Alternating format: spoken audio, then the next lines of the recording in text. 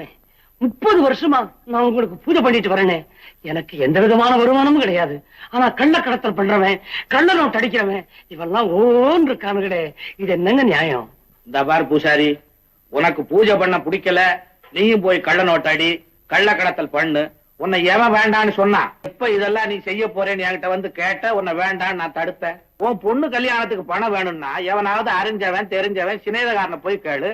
அதை விட்டுட்டு என்கிட்ட வந்த ஆளுதான் நான் என்ன கோயிலுக்கு பின்னால பேங்கா வச்சு நடத்துறேன்? என் உண்டியல்ல கூட நீங்க தானே பணத்தை போடுறீங்க, அதுவும் கள்ள பணம். நான் எடுத்து பார்க்கவா போறேங்கிற தைரியம் தானே? உன் விஷயத்துக்கு அழுகுறதும் இல்லாம ஊர் அக்கப்போருக்கு வந்து அழுகுறிய.